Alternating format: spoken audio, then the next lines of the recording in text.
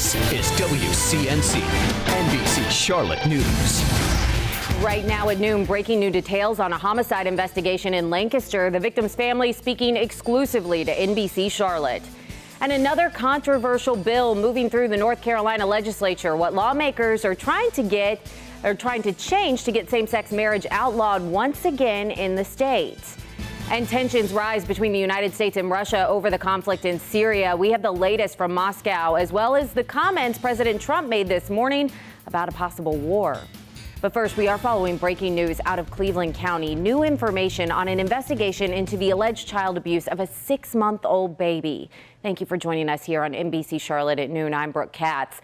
Authorities have just released the 911 calls from that day last month. NBC Charlotte's Brandon Goldner live in Cleveland County. And Brandon, we've learned that the baby's father is the one who made the call to 911, but he's also facing charges in this.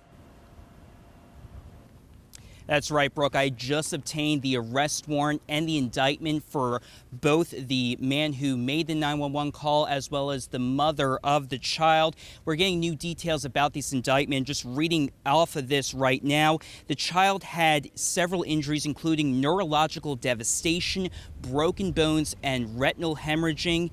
We're still trying to get more information, especially we're listening to those 911 calls. The two remain in jail under $150,000 bond, the child remaining in critical condition. Let's take a listen to the 911 calls that we just obtained. Cleveland County 911. Yes, ma'am.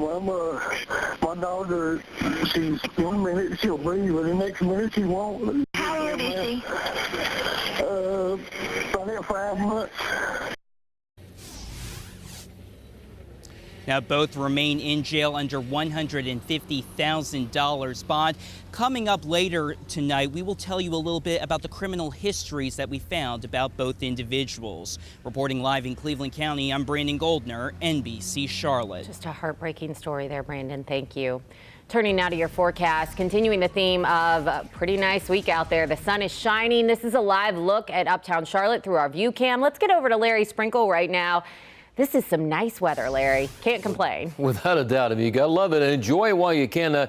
It's one of those days with intervals of clouds and sunshine. We take a look at the Rock Hill camera and some temperatures around the area this morning. We're looking and this afternoon, 73 at Lincoln, 72 in the Queen City, over to Albemarle, 71. Wadesboro checks in at 73 degrees, so nice and mild out there right now as we take you hour by hour. By about 3 o'clock, we're in the upper 70s. Once again, it's partly to mostly cloudy skies, back and forth clouds and sunshine, but certainly a very warm afternoon. Even around 7 o'clock tonight, we're in the upper 70s. There may be a couple of spots that skirt that 80-degree mark today. We'll take a look at the next 7 days and that all-important holiday weekend forecast coming up in just a few minutes, Brooke. Larry, thank you. Following more breaking news, this time out of Lancaster County, where police are investigating after a teenager was shot and killed. We have just learned the identity of that teen shot at the Caroline Court apartment complex. This happened overnight. NBC Charlotte's Richard Devane spoke exclusively with his family. There's still crime scene tape up here. Neighbors say hearing shots fired is nothing new. Even seeing someone die is nothing new. But every time it happens, it's still real and it's still painful. It just sounded like a machine gun. I heard the shooting, the pow, pow, pow, pow, pow, like it didn't stop, it just going. And it scared me because it sounded so close. And all too close for those who knew 19-year-old Marquise Evans, who family and friends say was the victim of a violent shooting at the Caroline Court Apartments in Lancaster. I was up all night crying. He was a good, sweet person. It happened around 9:15 Tuesday night. Police got a shots fired call. When they arrived, they found an SUV with bullet holes. Moments later, Evans stumbled around the corner, collapsed, and died on the scene. His cousins and neighbors say he didn't live at the apartments, but was around all the time. Now they deal with the grim reality that they'll never see him again. He was a real good dude in school. He played sports, he wrestled. You know, we just go hang out and stuff. If he had anything you needed, he gave it to you. Police spoke to witnesses and collected evidence, trying to solve the town's first homicide of 2017, as those here try to make sense of the senseless. Just killing for nothing, for no reason. Police continue to investigate and have not named any suspects. They say if anyone has any information about what happened here, to please give them a call. We're in Lancaster. Richard Devane, NBC Charlotte.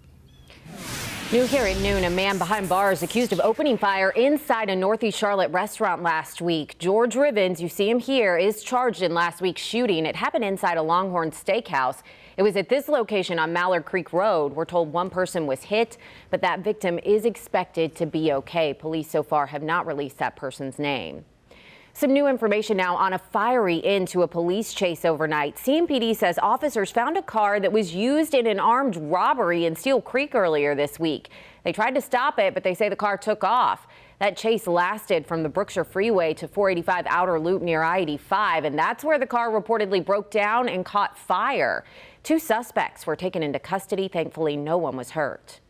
A fight breaks out at the transit center in Uptown Charlotte, and it was all caught on camera. The video taken just 4 days ago, now going viral with more than 10 million views on Facebook, and now it's bringing to light some concerns about safety for daily commuters. We pulled up crime reports, and we found there were 45 crimes at the transit center just last month. In the past week, there were 9. The crimes ranging from thefts and assaults to robberies. Does it surprise me? No. Disappoint me? Yeah, a little. There's been fights going on at transit for a long time now. A CMPD recently discussed creating a transportation division to tackle violence at greenways, light rails, and the airport. We are getting a look at dozens of unsealed documents from the murder trial of Charleston church shooter Dylan Roof. A federal judge allowing the public to look at the documents, including a handwritten letter from Roof to the U.S. Attorney's Office in Charleston. In that letter, Roof accuses his attorneys of lying to him and misleading him during the case. He asks that the judge disregard everything they say. He also claims the lawyers lied to him about why he was seeing mental health experts. Roof eventually fired his attorneys and acted as his own attorney. A bill going through the North Carolina legislature raising concerns this afternoon. It proposes new limits on the Stand Your Ground law. That law protects people who use deadly force against someone on their own property, including your home, car, or workplace. Under the new bill, you would only be protected if the deadly force was used in self-defense at your home, and only if you had no other choice. One South Charlotte family says the Stand Your Ground law saved them when an intruder broke into their house earlier this year. Did everything in our power to get him out, and that was the last resort. Without the gun, we wouldn't have been able to deal with the situation. Now, supporters of the new bill say it could prevent unjustified deadly shootings. North Carolina back in the spotlight today for a bill that would ban same-sex marriage. House Bill 780 would go against the U.S. Supreme Court ruling making same-sex marriage legal. NBC Charlotte's Hannah Welker has details on what this would mean and how people in Charlotte are reacting to it. Yeah, you can imagine the response. This comes just weeks after HB 2 was repealed. Now, people are speaking out. The animus behind this bill and the targeting of people is unacceptable, regardless of whether or not it's going to go anywhere, which it's not. 4 North Carolina House Republicans filing a bill Tuesday that would go against the U.S. Supreme Court ruling and ban same-sex marriage in North Carolina. House Bill 780, also known as the Uphold Historical Marriage Act, is backed by some of the most conservative legislators. Many people are against the bill, saying the decision to legalize same-sex marriage should be left alone. You can't turn back the clock, so I think that they should go ahead. They should leave it out. Don't bother with it. Just leave it the way it is. Everyone has a right to their own marriage and everything, you know. So. But the bill states that the 2015 U.S. Supreme Court ruling that legalized same-sex marriage is null and void in the state of North Carolina. The North Carolina Pastors Network fought the decision to legalize it in the first place. The courts have set themselves above the people, above the Constitution, and above Almighty God Himself, the final authority, who says that marriage is and always shall be legitimately between one man and one woman. This bill comes not even a month after HB 2 was repealed in the Tar Heel state. Governor Roy Cooper taking direct aim at the new bill, taking to Twitter, saying, quote, "This bill is wrong. We need more LGBT protections, not fewer." Gay rights activists clearly expressing their concerns on how this will affect people and the state. Yeah, and if this bill is passed, North Carolina will not recognize same-sex marriage performed in other states. In Charlotte, I'm Hannah Welker, NBC Charlotte. President Donald Trump commenting on Syria in an interview this morning saying, quote, "We are not going into Syria." This after the United States launched a cruise missile strike against a government airbase there following that chemical attack. And just yesterday, Turkish authorities claimed the deadly gas used in that attack was sarin, something that has been virtually outlawed to use during war. During an interview with Fox Business, the president said this. You can see his quote on the screen there, basically saying that some of the worst tyrants in the world didn't use that kind of gas, and that's why he had to do something. The president's "even the worst tyrants" line kind of echoed the statement that put his White House press secretary, Sean Spicer, into the middle of an uproar early yesterday when he compared the Syrian president, Bashar al-Assad, to Adolf Hitler. Someone as despicable as Hitler, who didn't even sink to using chemical weapons. Of course, Hitler gassed millions of Jews during the Holocaust. Now the Anne Frank Center is calling for Spicer to be fired. Spicer says he made a mistake and he's sorry. I'm absolutely sorry, especially during a week like this, to make a comparison that is inappropriate and inexcusable. Obviously, I would expect, or I'd hope that everyone understands that we all make mistakes and ask for forgiveness. Meanwhile, House Minority Leader Nancy Pelosi also calling for Spicer to face some sort of punishment for his comments. Secretary of State Rex Tillerson is in Moscow at a time of rising tension between the U.S. and Russia all over Syria, the Syrian conflict. A Kremlin spokesman said just a bit ago, Tillerson is meeting with Russian President Vladimir Putin right now. NBC's Andrea Mitchell reports. A tense meeting today between the Secretary of State and his Russian counterpart, Sergei Lavrov. Their chief disagreement over Syria, the chemical attack that left dozens dead, and the U.S. missile strike against the Syrian airbase. Lavrov saying, apart from words, we also saw some very troubling actions regarding the attack on Syria. Lavrov also complaining about the strike, saying he hopes it doesn't happen again, even pointing out that the Russians have no one to talk to at the State Department because the new administration is so far behind on appointing people. Tillerson promising frank talks to narrow their differences. Further clarify areas of sharp difference so that we can better understand why these differences exist. President Trump justifying his decision to retaliate with military force by the horror of the chemical attack.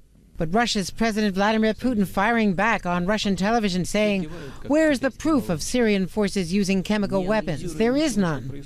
A tense standoff chiefly over Syria, but also Ukraine, and the Russian hacking to interfere with the U.S. election. Tillerson on his first trip here as a diplomat, a far cry from when he was honored here with a friendship medal by Putin, when Tillerson was doing big oil deals as the CEO of ExxonMobil. Tillerson hoping for a chance to bring up all of these issues directly to Vladimir Putin. It would be surprising and quite an affront if the Russian president does not meet the American Secretary of State. Back to you.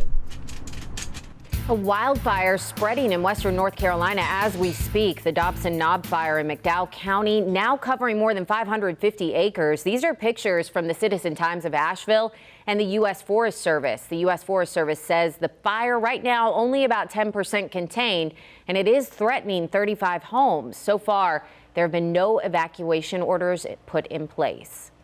We have some new information about the kids hurt when a bounce house went airborne in South Carolina over the weekend. You might remember this video. We showed it to you earlier this week. It's from Greenville County. 5 kids were hurt when a gust of wind swept up the inflatable at a church fair. The attorney for one family says a 9-year-old reportedly fell 20 feet and lost consciousness. The bit of good news here, all of those kids are expected to be okay. Coming up, the great Mutt escape. You will not believe how this determined dog was able to break out of a boarding facility. And a doctor almost killed trying to save a woman's life. Hear from him as he watches the surveillance video from that fateful night 2 years ago. But first, United CEO making big promises as protests erupt over the way a passenger was treated. Hear what he has to say. That's coming up next.